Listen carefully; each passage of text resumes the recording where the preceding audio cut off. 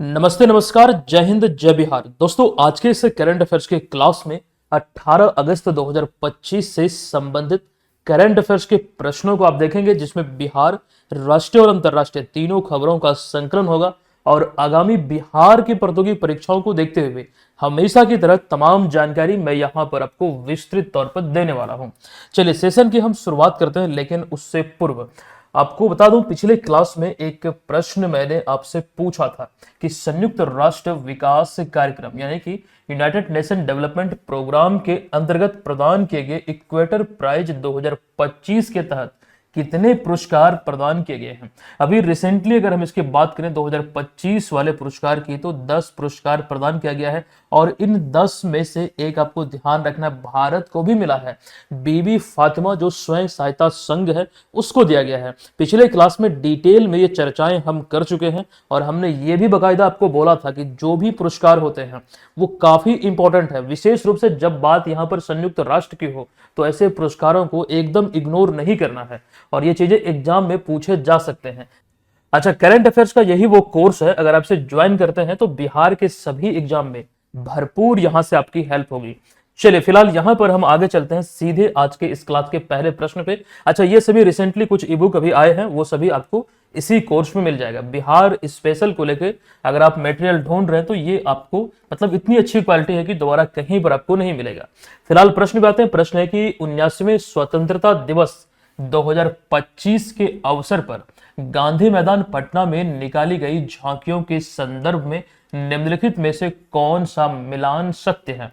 देखिए, झांकी को लेकर इस तरह के प्रश्न मैं आपको 2022 से बताता आ रहा हूं, मतलब ये सेशन की जब शुरुआत हमने किया था तब से। फिलहाल यहां पर 2025 के संदर्भ में बात करें, जो आपको यहां पर विकल्प दिख रहा है, जैसे पहला पुरस्कार की हम बात करें तो पहला जो पुरस्कार मिला है ये शिक्षा विभाग की झांकी को मिला है। दूसरा पुरस्कार मिला किसे? गृह विभाग की झांकी को। तीसरे पुरस्कार की हम बात करें तो ये कृषि विभाग की झांकी को मिला है। अतः ये तीनों जो विकल्प यहां पर दिए गए हैं ये तीनों सत्य है। फाइनल आंसर होगा विकल्प नंबर डी। ये चीजें ध्यान रखिए और इतना ही याद रखने से काम नहीं चलने वाला है, क्योंकि प्रथम पुरस्कार अगर शिक्षा विभाग की झांकी को मिला है तो सवाल ये भी बन सकता है कि शिक्षा विभाग की जो झांकी थी वो किस थीम पर आधारित थी। वो चीजें यहां पर आपके बीच हमने रखा है। सबसे पहले ये ध्यान रखिए, हम लोग इस वर्ष 79वां स्वतंत्रता दिवस सेलिब्रेट किए हैं और इस अवसर पर गांधी मैदान पटना में कुल 13 विभागों की झांकी निकाली गई। और इन 13 विभागों में से आपको ध्यान रखना है, और इन 13 विभागों की झांकी में से शिक्षा विभाग की झांकी, जो कि पढ़ता बिहार, बढ़ता बिहार और सपने सच करता बिहार, ये इस थीम पर आधारित थी। वहीं पर गृह विभाग की झांकी जो दूसरे स्थान पर रही, इसमें आपको ध्यान रखना है कि बिहार अग्निशमन सेवा आधुनिकता की ओर बढ़ते कदम, ये द्वितीय स्थान पर इस थीम के साथ रहा। तीसरे स्थान पर कृषि विभाग की झांकी रही, हर भारतीय के थाल में बिहार का एक व्यंजन, ये इस थीम पर आधारित था। तो तीन जो टॉप है इसमें विशेष रूप से आपको ध्यान रखना चाहिए।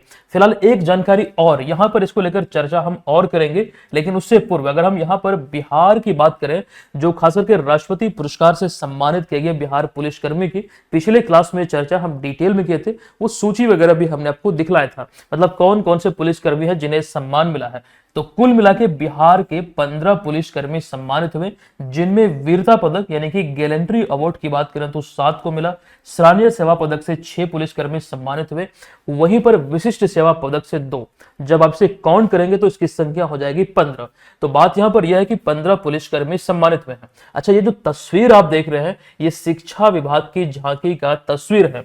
अब यहां पर आप देख सकते हैं पहले स्थान पर शिक्षा विभाग की झांकी, दूसरे स्थान पर गृह विभाग की झांकी और तीसरे स्थान पर कृषि विभाग की झांकी। और ये तीनों विभागों की झांकी जो मतलब इसका जो थीम है वो यहां पर शीर्ष में ही हमने टॉप 3 में आपके समक्ष रख दिया है। लेकिन हालांकि जो कंप्लीट सूची की अगर हम बात करें, जो 13 विभागों की झांकी निकाली गई और उसका थीम क्या है, वो पूरा का पूरा वर्णन यहां पर किया गया है। आपसे ये भी पूछा जा सकता है, जो झांकी निकाला गया है, मान लीजिए अभी ऊर्जा विभाग की जो झांकी आई है, अभी बिहार सरकार ने प्रति माह 125 यूनिट निःशुल्क बिजली देने की बात कही है, घोषणा हुई है, मंजूरी मिल चुकी है। तो ये भी पूछा जा सकता है कोई भी इसमें से उठाया जा सकता है, प्रश्न के रूप में एग्जाम में पूछे जा सकते हैं। प्रबल संभावना यहां से हमें नजर आती है। फिलहाल इन सबको ध्यान रखिएगा। हम आते हैं अगले प्रश्न पे। अगला प्रश्न है कि किस राज्य सरकार ने 2025 में, अच्छा एक बात और यहां पर ध्यान दीजिएगा, जो हम बात कर रहे हैं इस स्वतंत्रता दिवस के इस अवसर पर, आपको बता दो कि गांधी मैदान पटना में बतौर मुख्यमंत्री 19वीं बार तिरंगा फहराए हैं नीतीश कुमार। ये चीजें आपको मालूम होनी चाहिए। अब यहां पर आते हैं अगले प्रश्न पे। हमारा दूसरा प्रश्न है कि किस राज्य सरकार ने 2025 में जेपी सेनानी योजना के अंतर्गत आपातकाल, जो कि 1975 से 77 के दौरान था, भारत में लगा था इंदिरा गांधी के कार्यकाल में। आपको यहाँ पर ध्यान रखना है, इस दौरान जेल में बंद राजनीतिक कैदियों को या फिर इनकी पेंशन राशि जो मिलती थी अब तक, अब दोगुना करके कितने करने की घोषणा की गई है। एक्चुअली बिहार सरकार द्वारा जो आपातकाल की बात हो रही है, आपातकाल के दौरान जो खास करके जेल में बंद हुए थे, और वैसे मतलब यहाँ पर जो पेंशन दिया जाता है उसी की राशि को दोगुना करने को लेकर ये घोषणा हुई है।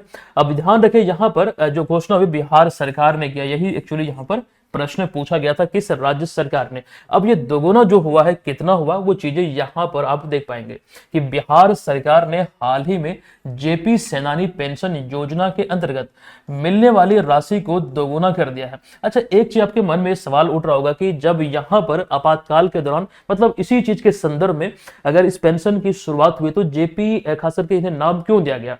दरअसल इसका खंडन हमने यहां पर कहीं पर किया है। अच्छा, इस वाले स्लाइड में देखेंगे 1970 के आसपास इंदिरा गांधी के, जो कि खास करके सत्ता में थी, उनकी सरकार थी, विपक्ष का नेतृत्व करने के लिए जयप्रकाश नारायण को जाना जाता है, और इन्होंने उनको सत्ता से उखाड़ फेंकने के लिए संपूर्ण क्रांति का आह्वान किया था। ठीक है, ये चीज ध्यान आपको रखना। और खास करके मूलतः अगर हम देखें तो जयप्रकाश नारायण बिहार के ही रहने वाले हैं, तो इसलिए यहां पर वो चीजें हमने मेंशन किया है कि बिहार सरकार ने इस योजना की शुरुआत 2009 में लोकनायक जयप्रकाश नारायण के नाम पर किया था। उनकी प्रसिद्धि, उनकी पॉपुलैरिटी की वजह से इन्हें लोकनायक की संज्ञा दी गई है। इन्हीं के नाम पर इसकी शुरुआत हुई थी। कब? तो 2009 में। अब ध्यान दीजिए, जब शुरुआत हुई थी, अभी इसमें एक नई जो घोषणा निकल कर आई है बिहार सरकार के अनुसार, 6 माह से अधिक जेल में रहने वाले जो भी लोग हैं, उसमें आपको ध्यान रखना है, उनकी जो पेंशन है 15,000 से बढ़ाकर 30,000 कर दिया गया है। 6 माह से अधिक समय तक, ध्यान दीजिएगा, जो 6 माह से अधिक समय तक जेल में रहे हैं, लेकिन 6 माह से अगर कोई कम अवधि तक जेल में रहे हैं तो 7,500 से बढ़ाकर उसे 15,000 प्रति माह किया गया है। अब एक बात और समझिएगा, यहाँ पर बिहार के पूर्व मुख्यमंत्री और राष्ट्रीय जनता दल यानी कि राजद सुप्रीमो लालू प्रसाद यादव भी इस योजना के लाभार्थियों में से एक है। ये आपको ध्यान रखना है। मतलब इन्होंने आंदोलन जो हुआ था एक प्रकार से, वहां पर एक महत्वपूर्ण भूमिका जयप्रकाश नारायण के साथ निभाया था।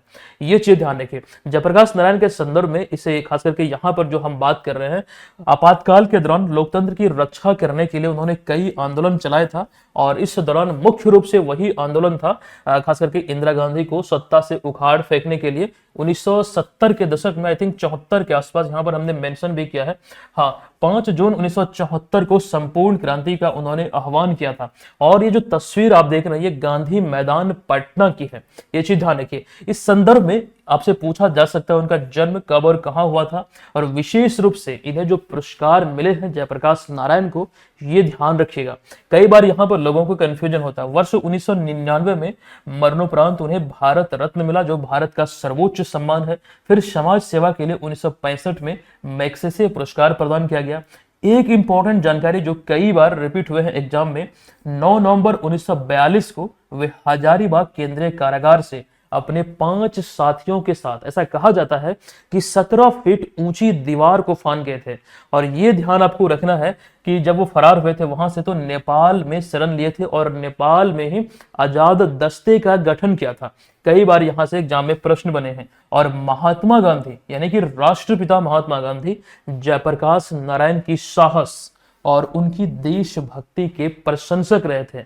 ये भी एक कथन में पूछा जा सकता है, प्रश्न का रूप है। हालांकि यहां पर एक अलग स्लाइड हमने जयप्रकाश नारायण को लेकर, अच्छा यहां पर, हाँ, यही वाली स्लाइड तो था, जयप्रकाश नारायण से संबंधित पॉइंट है। देखिए मैं यहाँ पे थोड़ा कंफ्यूज करने लगा था, यही वाला स्लाइड है जो यहाँ पर आपके बीच हमने रखा। जयप्रकाश नारायण से संबंधित ये महत्वपूर्ण पॉइंट है, जो बेसिक से पॉइंट है, इसको जरूर ध्यान रखिएगा। प्रबल संभावना है यहाँ से एग्जाम में प्रश्न बनने की। चलिए तीसरे प्रश्न पे आते हैं। प्रश्न है कि निम्न में से किस राज्य के रोहित कृष्ण हाल ही में भारत के 89वें शतरंज ग्रैंड मास्टर बने हैं? ये रहने वाले हैं किस राज्य के, ये यहां पर एक्चुअली पूछा गया है। तो विकल्प नंबर डी इसका करेक्ट आंसर हो जाएगा, तमिलनाडु। अच्छा, एक चीज आप सभी को मालूम होगा, सबसे अधिक जो शतरंज ग्रैंड मास्टर हैं, जो उपलब्धि एक प्रकार से आप बोले, वो तमिलनाडु के ही पास है। ये चर्चाएं हम कर चुके हैं। फिलहाल ये ध्यान रखिए, रोहित कृष्णा जिन्हें आप यहां पर तस्वीर में देख रहे हैं, अभी हाल ही में भारत के 89वें शतरंज ग्रैंड मास्टर बने हैं, 89 नंबर के। अब यहां पर वो सूची आप देख सकते हैं, 81 से लेकर हमने यहां पर 89 तक की जानकारी आपको दे दिया है। ठीक है, ये कंप्लीट सूची आपको ध्यान रखना पड़ेगा। ऐसा नहीं है कि सिर्फ 89 वाला ही पूछा जाएगा, आपसे 50वां भी पूछा जा सकता है, जो कि पी श्याम निखिल, ये भी तमिलनाडु के देख रहे हैं, लगभग नाम आपको तमिलनाडु का ही दिखेगा। मतलब मोस्टली अगर हम बात करें इस अवार्ड की या फिर इस उपलब्धि की, तो तमिलनाडु को ही मिला है। और पहला भी जो मिला था वो तमिलनाडु को ही मिला था, विश्वनाथन आनंद, जिन्हें आप यहां पर देख रहे हैं। और ये जानकारी यहां पर दी गई है, विश्वनाथन आनंद तमिलनाडु के हैं, 1988 में भारत के पहले ग्रैंड मास्टर बने थे। ध्यान रखेंगे, आई होप आप लोग जानते भी होंगे। अच्छा, विश्वनाथन आनंद के संदर्भ में 1985 में उन्हें अर्जुन पुरस्कार मिला, 1987 में भारत का चौथा सम्मान पद्मश्री, फिर 91-92 में राजीव गांधी खेल रत्न पुरस्कार, फिर वर्ष 2000 ईस्वी में पद्म भूषण, जो भारत का तीसरा सर्वोच्च सम्मान है, और फिर 2000 में भारत का दूसरा सर्वोच्च सम्मान नागरिक पुरस्कारों में पद्म विभूषण पुरस्कार से उन्हें सम्मानित किया गया था। अच्छा, वो जानकारी यहां पर हमने मेंशन किया कि तमिलनाडु सबसे अधिक ग्रैंड मास्टर खिताब हासिल करने वाला राज्य है, इसको यहां पर ध्यान रखेंगे। अच्छा, उसके बाद अगर यहां पर हम ग्रैंड मास्टर की बात कर रहे हैं, तो महिला वर्ग में भी हम चलिए इसे देख लेते हैं। भारत की पहली महिला शतरंज ग्रैंड मास्टर का नाम क्या है? तो सुब्बा रमन विजय लक्ष्मी। हाँ, यहां पर आगे देखिएगा, उन्होंने 2000 ईस्वी में, वर्ष 2000 में यह खिताब हासिल किया था। एक जानकारी बिहार के संदर्भ में आपके बीच हमने रखा है कि अब तक बिहार से कोई भी ग्रैंड मास्टर नहीं बना है, इस उपलब्धि को हासिल नहीं किया है। तो इतनी जानकारी फिलहाल ध्यान रखिएगा। एक बात और, पद्मश्री, यहां पर पद्मश्री, पद्म भूषण, पद्म विभूषण की चर्चा हुई है। तो इस बार भारत को 2000, भारत ने बल्कि बिहार को, पूरे भारत से तो 139, चलिए भारत की चर्चा हुई है, तो पूरे भारत से 139 महान हस्तियों को पद्म पुरस्कार से सम्मानित किया गया। पद्म पुरस्कार की बात करते हैं तो 3 पुरस्कार हमें सामने नजर आता है, पद्मश्री, पद्म भूषण और पद्म विभूषण। तो बिहार को इस बार 5 पद्मश्री मिला है, 1 पद्म भूषण मिला है, और पद्म भूषण किन्हें मिला है? तो सुशील कुमार मोदी को। और वहीं पर उसके बाद है पद्म विभूषण, जो दूसरा पुरस्कार है, तो वो मिला है शारदा सिन्हा को। तो ये चीजें यहां पर आप लोग ध्यान रखेंगे बिहार को लेकर, कई बार यहां से प्रश्न एग्जाम में बने हैं। फिलहाल चौथा प्रश्न है कि वन्य और वन्यजीव अपराध प्रबंधन प्रणाली, हॉस्टाइल एक्टिविटी वॉच कर्नेल, यानी कि शॉर्ट में से कहा गया हॉक, को शुरू करने वाला भारत का तीसरा राज्य कौन सा बना है? देखिए यहां पर इसका करेक्ट आंसर है, भारत का तीसरा राज्य अभी हाल ही में तमिलनाडु बना है। अब ये है क्या, इसको थोड़ा डिटेल में समझते हैं। हॉक जो शब्द यहां पर प्रयोग किया गया, इसका फुल फॉर्म होता है हॉस्टाइल एक्टिविटी वॉच कर्नेल, एक डिजिटल प्रणाली है जिसका उद्देश्य वन्य और वन्यजीव अभयारण्य या फिर वन और वन्यजीव अपराधों की निगरानी, रिपोर्टिंग और उसका प्रबंधन करना। ध्यान रखिएगा, वन एवं वन्यजीव अपराधों से संबंधित उसकी निगरानी, रिपोर्टिंग और उसका प्रबंधन पर ये मूलतः जो डिजिटल पहल है वो केंद्रित है। अर्थात इसके जरिए वन विभाग ऑनलाइन शिकायत, इससे संबंधित जांच, अपराध से जुड़ी हुई जानकारी को एक ही प्लेटफॉर्म पर रख सकती है और वहां से जब भी जरूरत पड़े इसका इस्तेमाल कर सकती है। एक प्रकार से एक रिकॉर्ड रखने को लेकर यह पहल है। अच्छा, एक बात ये ध्यान रखिएगा, केरल और कर्नाटक इससे मतलब इस पहल को पहले ही लागू कर चुका है, लेकिन अब तमिलनाडु इस प्रणाली को लागू करने वाला या फिर अपनाने वाला भारत का तीसरा राज्य बना है और इस प्रणाली से शिकार, अवैध कटाई, तस्करी और वन्य जीवों से जुड़े अपराधों पर नियंत्रण आसान होगा। ये सारी चीजों पर केंद्रित है ही, लेकिन परिणाम स्वरूप ये चीजें जो होती है, अवैध कटाई, शिकार, तस्करी आदि, उन सभी पर रोक लगेगी। धीरे धीरे मतलब ये कम होता चला जाएगा। तो फिलहाल यहाँ पर ध्यान रखिए, पहला राज्य है केरला, दूसरा है कर्नाटका, अब इसमें तमिलनाडु भी शामिल हो गया है। और यही तो एक्चुअली पूछा गया था कि तीसरा राज्य अभी कौन बना है, तो तमिलनाडु बना है। ठीक है, चलिए आते हैं अगले प्रश्न पे। भारत सरकार ने हाल ही में, ध्यान रखिए, भारत सरकार ने हाल ही में अरुणाचल प्रदेश में टाटो द्वितीय जल विद्युत परियोजना को मंजूरी दी है। इस परियोजना की प्रस्तावित क्षमता कितनी मेगावाट है? अभी प्रस्तावित क्षमता की बात करें मेगावाट में तो 700 मेगावाट है। ध्यान रखिए, विकल्प नंबर ए इस प्रश्न का राइट आंसर हो जाएगा। ध्यान दीजिएगा, यहां पर टाटो जल विद्युत परियोजना जो है ये अरुणाचल प्रदेश के शियोमी जिले में अवस्थित है या फिर संबंधित है। यहां से इस परियोजना की स्थापित क्षमता 700 मेगावाट है, जिनमें आपको ध्यान रखना है कि 175 मेगावाट की 4 यूनिट इसमें शामिल है, जो सालाना 2738.06 मिलियन यूनिट बिजली का उत्पादन कर सकेगा। और यहां पर इस परियोजना से जुड़ी हुई जो इसकी विशेषताएं हमने आपके बीच रखा है, इसको जरूर ध्यान रखिएगा। किसी भी यूनिट का जो उत्पादन क्षमता होता है एग्जाम के पॉइंट ऑफ व्यू से इंपॉर्टेंट है। एक चीज ध्यान रखिए, अभी अगस्त 2025 में यानी हाल ही में इसे केंद्र सरकार की राष्ट्रीय जल विद्युत परियोजना नीति के अंतर्गत मंजूरी मिली है और इसको लेकर ध्यान रखना आपको 8,146.21 करोड़ रुपए के निवेश को भी स्वीकृति दी है। और इसके तहत कुछ हिस्सेदारी जो है वो भारत सरकार की भी है। कुछ विशेषताओं में यहाँ पर ये चीजें जो आपके समक्ष हमने वर्णन किया, ध्यान रखिएगा, इसमें दोनों मतलब केंद्र और राज्य दोनों की सहभागिता होगी। अच्छा, इस परियोजना की जो अवधि है वो 72 माह है और परियोजना को north eastern electric power corporation limited और अरुणाचल प्रदेश सरकार के संयुक्त उद्यम के रूप में 72 महीने में बनाया जाएगा, यानी कि 72 माह में ये बनकर तैयार हो जाएगा, ये ध्यान रखिए। अच्छा, अरुणाचल प्रदेश की बात हो रही है तो एक पॉइंट मुझे याद आ रहा था, वो यहां पर आपके बीच एक्स्ट्रा फैक्ट में हमने रखा है कि अरुणाचल प्रदेश को भारत का पावर हाउस कहा जाता है। सवाल यहां पर यह है कि सर क्यों कहा जाता है, तो ये भी हमने मेंशन किया। यहां पर विशाल जल संसाधन और नदियां हैं और इस उद्देश्य से हम कह सकते हैं कि यहाँ पर भारत मतलब इस क्षेत्र को भारत का पावर हाउस कहा जाता है, क्योंकि यहाँ पर इसकी विशेष संभावनाएं हैं, इस वजह से ये कहा जाता है। तो ये चीजें फिलहाल यहाँ पर आप लोगों को ध्यान रखना है। चलिए आते हैं अगले प्रश्न पे। देखिए, स्वतंत्रता दिवस हम लोग सेलिब्रेट किए हैं और यहाँ से कई सारे प्रश्न ऑलरेडी तो हम आपको बता चुके हैं, लेकिन कुछ प्रश्न और भी यहाँ पर आ रहे हैं, जैसे कि ऑपरेशन सिंदूर से संबंधित यहाँ पर एक प्रश्न है। देखिए, ये प्रश्न है कि स्वतंत्रता दिवस पर ऑपरेशन सिंदूर के दौरान उनके पराक्रम के लिए कितने शीर्ष सैन्य अधिकारियों को वीरता पदक से सम्मानित किया गया है। बात यहां पर हो रही है गैलेंट्री अवार्ड की, तो कुल मिलाकर 7 अधिकारियों को यह सम्मान मिला है या फिर 7 कर्मियों को। अच्छा, एक चीज यहां से रिलेट कर सकते हैं कि बिहार को या फिर बिहार के जो 15 पुलिस कर्मी को यह पुरस्कार मिला है, उसमें 7 गैलेंट्री अवार्ड यानी कि 7 वीरता पदक है। तो ऑपरेशन सिंदूर में भी 7 ही वीरता पदक है, तो रिलेट करके इसको याद रख लीजिएगा, थोड़ा आसान यहां पर हो जाएगा। देखिए, ऑपरेशन सिंदूर 2025 का ये सबसे चर्चित सैन्य अभियान है, जिसमें कि या फिर अभियान रहा जिसमें भारतीय सेना, वायुसेना और बीएसएफ ने मिलकर ऑपरेशन किया था।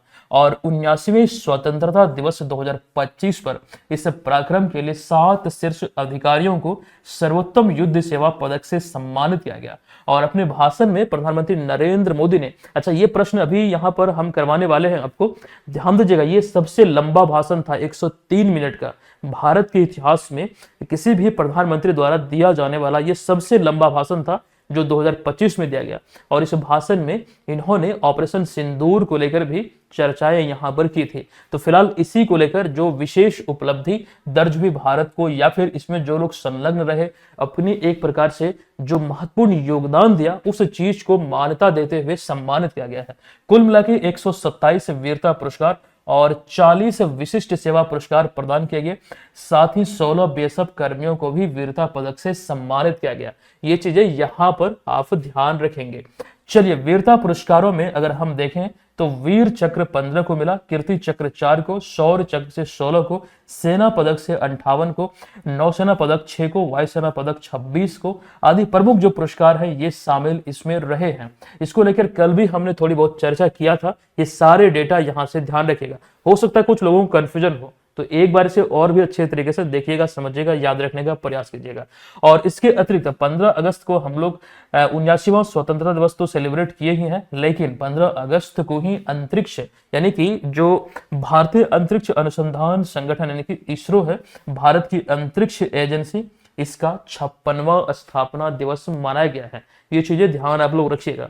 अब फिलहाल यहाँ पर कुछ चीजें और हम आपको बतलाने वाले हैं। बात हम ऑपरेशन सिंदूर की कर रहे हैं, तो ऑपरेशन सिंदूर किसका परिणाम है?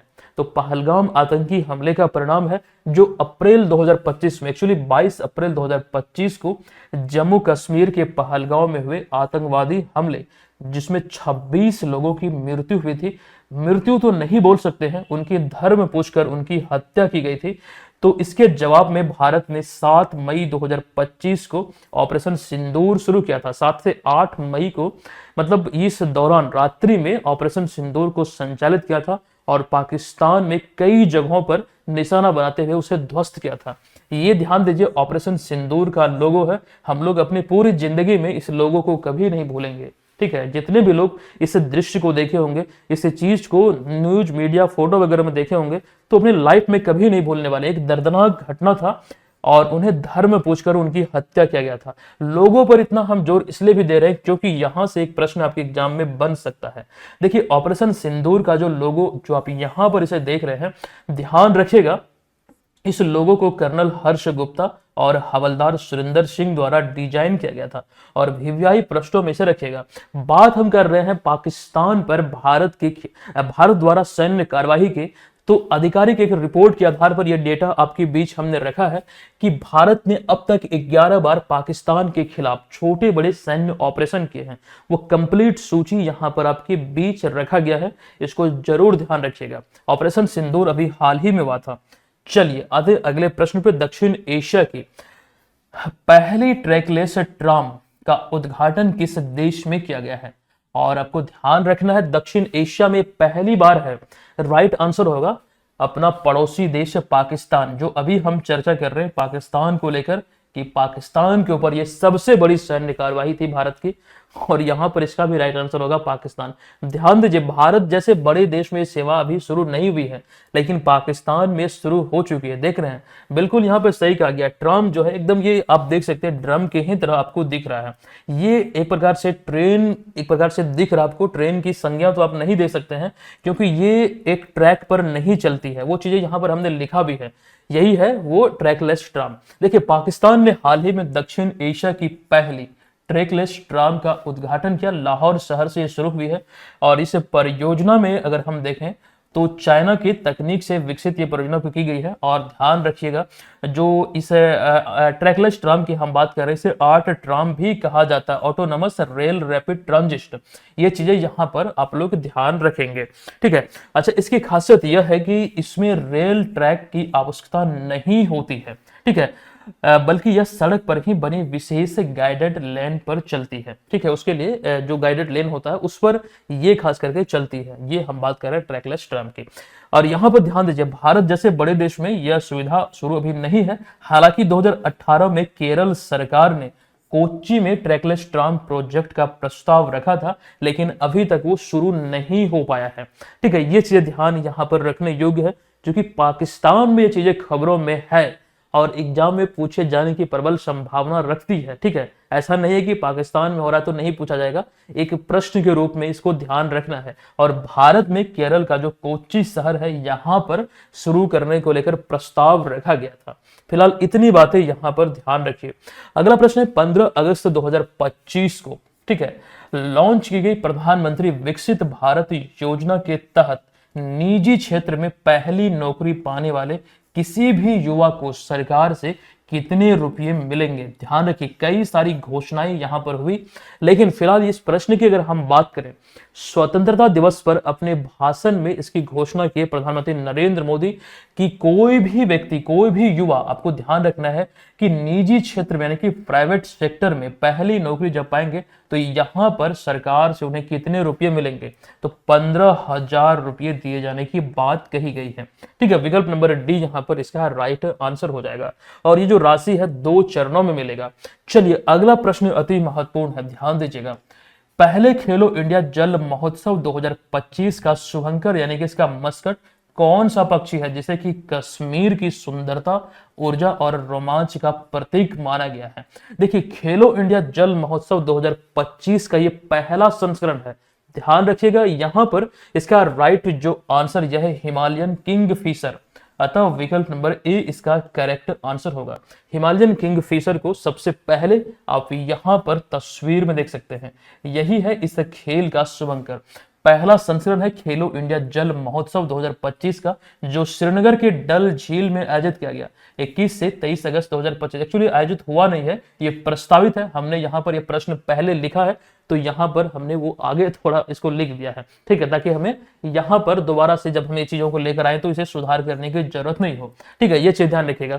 और खेलो इंडिया जल महोत्सव को लेकर जब बातें निकलकर सामने आई थी तब भी हमने जानकारी दिया था। अभी इस वजह से खबरों में है क्योंकि इसका शुभंकर और इसका जो लोगो है वो जारी हो चुका है, तो इसलिए यहां पर हम आपको बतला रहे हैं इस महोत्सव का जो शुभंकर क्या है, तो यह है हिमालयन किंगफिशर।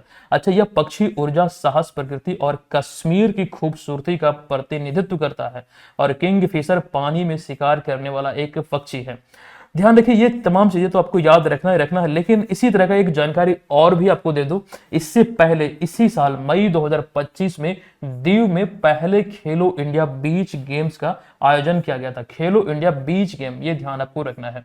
अच्छा, एक जानकारी और, खेलो इंडिया यूथ गेम्स जो 7वां संस्करण था अभी बिहार में आयोजित हुआ था। पहली बार बिहार ने इसकी मेजबानी किया।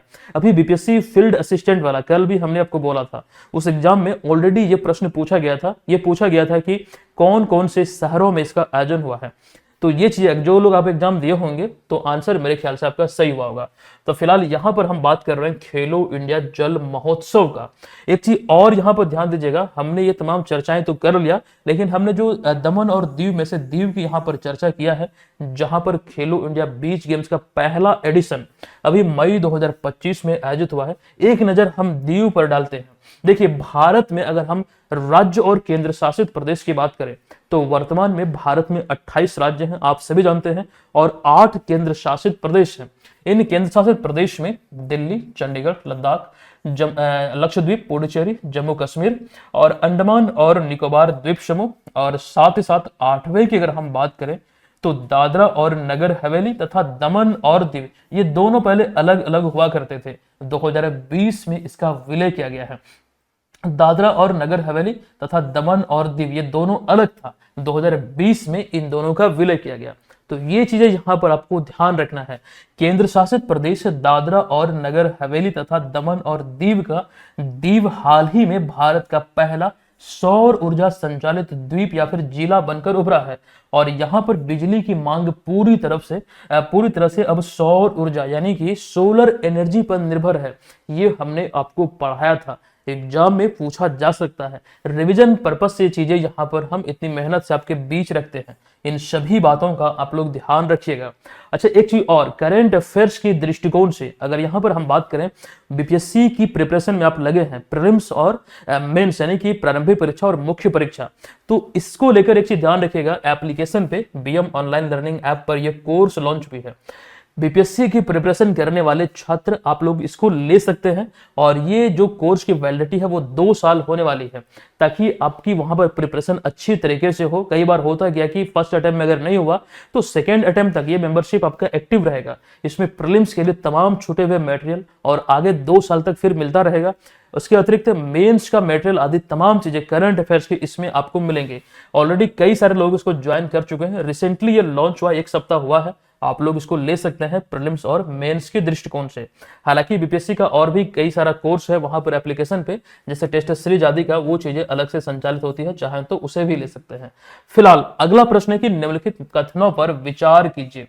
देखिए, कथन है कि भारत ने 2030 कॉमनवेल्थ गेम्स की मेजबानी के लिए अहमदाबाद को प्रस्तावित किया है। देखिए, ये चीजें पहले से चली आ रही थी, लेकिन अब फाइनली यहां पर ये ध्यान रखिए, हालांकि हमने चर्चा भी किया था, लेकिन अब यहां पर इसको मंजूरी दे दिया गया, ये कथन सत्य है। फिर अगला है, अगस्त 2025 में भारतीय ओलंपिक संघ ने इस प्रस्ताव को मंजूरी दिया है। अच्छा, यही तो है, ये भी सत्य है। और अब तक भारत एक बार 2010 में, केवल 2010 में कॉमनवेल्थ गेम्स, अच्छा इसे हिंदी में राष्ट्रमंडल खेल कहा जाता है, इसकी मेजबानी 2010 में भारत ने किया है। तो ये भी कथन यहां पर सत्य है। तो तीनों कथन 1, 2 और 3 यहां पर सत्य है। हमसे क्या पूछा गया कि निम्न में से सही कथन चुनिए। सही कथन कौन सा होगा? 1, 2 और 3। अतः विकल्प नंबर डी इस प्रश्न का करेक्ट आंसर यहां पर हो जाएगा। चलिए, अगला प्रश्न है कि हाल ही में सतत विमानन ईंधन यानी कि सस्टेनेबल एविएशन फ्यूल अर्थात शॉर्ट में SAF, इसके उत्पादन के लिए प्रतिष्ठित ISCC ये कोर्सरा प्रमाण पत्र प्राप्त करने वाली पहली कंपनी कौन बनी है? भारत की, एक्चुअली भारत की ये पहली कंपनी कौन बनी है? राइट आंसर होगा विकल्प नंबर सी, यानी कि IOCL, Indian oil corporation limited ऐसा प्रमाण पत्र पाने वाला। इसको लेकर हम अभी चर्चा करेंगे ये है क्या। तो ये प्रमाण पत्र जो मिला है, पहली कंपनी बनी है इंडियन ऑयल कॉर्पोरेशन लिमिटेड। देखिए, यहां पर विस्तृत तौर पर वो चर्चा आपके बीच हमने रखा है। यह प्रमाणन international sustainability and carbon certification अर्थात carbon offsetting and reduction scheme for international aviation, Hindi में अगर हम बात करें तो अंतरराष्ट्रीय विमानन के लिए कार्बन ऑफसेटिंग और न्यूनीकरण योजना, ये अंतरराष्ट्रीय स्तर पर मान्यता प्राप्त है। जो अभी हम बात कर रहे थे ISCC कोर्सरा की, तो ये अंतरराष्ट्रीय स्तर पर मान्यता प्राप्त एक प्रमाण पत्र है या फिर एक पुरस्कार आप बोल सकते हैं। इसका उद्देश्य यह सुनिश्चित करना है कि सतत विमानन ईंधन यानी कि सस्टेनेबल एविएशन फ्यूल उत्पादन पर्यावरणीय रूप से सतत और कार्बन उत्सर्जन घटाने वाला है। मतलब इससे पर्यावरण को ज्यादा नुकसान नहीं हो रहा, धीरे धीरे ये कम हो रहा है। मतलब इसी को एक प्रकार से ये इंगित करता है। अभी अगर हम बात करें तो Indian oil corporation limited Bharat की पहली ऐसी कंपनी बनी है जिसे यह प्रमाण पत्र प्राप्त हुआ है, जिसे अपनी पानीपत रिफाइनरी में पर्यावरण अनुकूल विमान ईंधन के उत्पादन के लिए यह पुरस्कार उन्हें दिया गया है। ये ध्यान रखिएगा, बहुत इंपॉर्टेंट प्रश्न पॉइंट है कि इंडियन ऑयल कॉर्पोरेशन लिमिटेड ये भारत की पहली ऐसी कंपनी बनी है जो ये प्रमाण पत्र मिला है। और इसमें भी यह ध्यान रखना है कि जो पानीपत रिफाइनरी है IOCL की, यहां पर पर्यावरण अनुकूल जो विमान ईंधन का उत्पादन हो रहा है, इसके उत्कृष्ट उत्पादन को लेकर यह पुरस्कार दिया गया है। और यह प्रमाण पत्र भारत के लिए एक बड़ा कदम है, क्योंकि अब देश अंतरराष्ट्रीय मानकों के अनुरूप स्वदेशी सतत विमानन ईंधन का उत्पादन और आपूर्ति कर सकेगा। और ये एक बड़ा प्रश्न है एग्जाम की पॉइंट ऑफ व्यू से, ध्यान रखिएगा। पहली कंपनी कौन बनी है? तो IOCL यानी कि इंडियन ऑयल कॉर्पोरेशन लिमिटेड। चलिए, निम्नलिखित कथनों पर विचार कीजिए। पहला कथन है यहां पर कि गुवाहाटी एयरपोर्ट के नए टर्मिनल को हाल ही में, एक नया टर्मिनल है, इसको हाल ही में अंतरराष्ट्रीय वास्तुकला पुरस्कार 2025 से सम्मानित किया गया है। और सम्मानित भी किया गया किसमें? तो परिवहन यानी कि ट्रांसपोर्ट श्रेणी में यहां पर यह पुरस्कार मिला है।